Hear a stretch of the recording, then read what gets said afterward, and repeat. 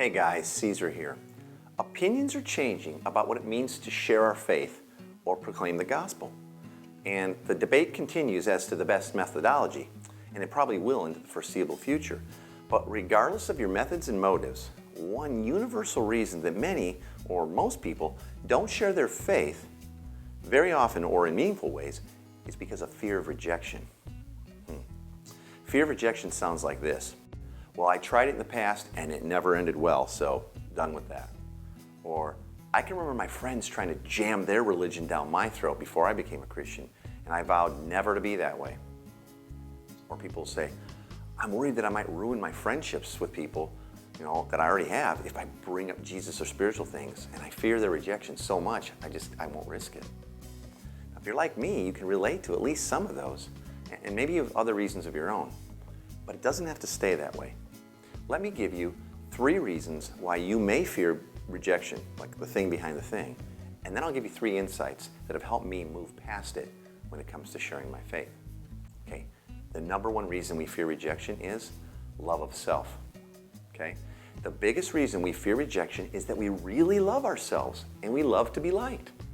Now this may be hard to hear, but the main thing that is responsible for closing our mouths when it comes to the gospel is a love of self. We love ourselves more than we love others, and Jesus and His glory. Second, we don't know what to say. Many of us have spent years listening to sermons or studying theology and reading our Bibles, but we still feel really intimidated or unable to naturally express the good news of the gospel into normal life and conversations and circumstances. I call this gospel fluency, or a lack thereof.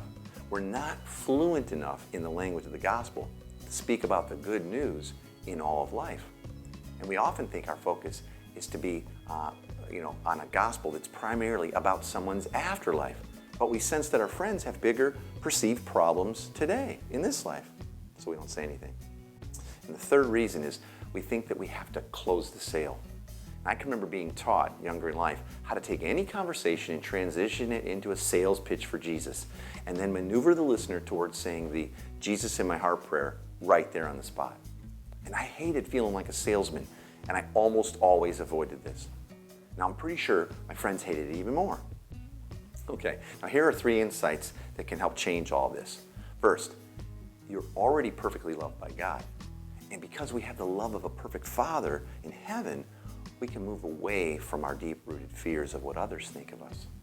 God loves us just the same if we ever share our faith or if we don't. And because we don't have to perform to gain His love and acceptance, that begins to free us up from feeling like we have to perform for others as well. Let God's perfect love replace your own imperfect love of self. Next, grow in your understanding of how the gospel is good news for all of life. The thing that's made the biggest difference when it comes to naturally sharing my faith with others is growing in this gospel fluency. Check out my community or group study called The Gospel Primer for a super effective way to learn a bigger gospel and how it's truly good news for all of life. See, instead of having to wait for your in or roll out your canned presentation, you can learn how to relationally speak about Jesus, your faith, and the gospel wherever you are. And then lastly, take a longer view of evangelism. My good friend Hugh Halter says that when he becomes friends with someone who's not yet a believer, he plans on it taking around 5 years for them to see and hear enough about Jesus and His kingdom to come to faith in Him. See, all of life, every conversation, our times together, happy and sad moments, they're all filled with opportunities to both display and proclaim the gospel.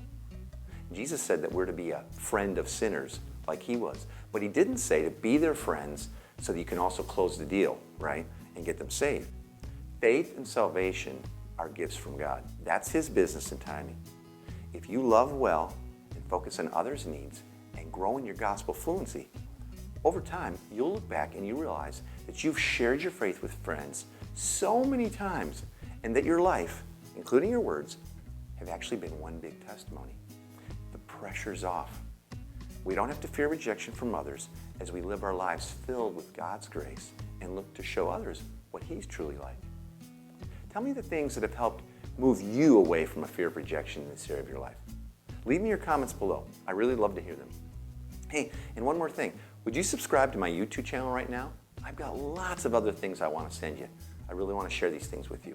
So, as always, thanks for watching.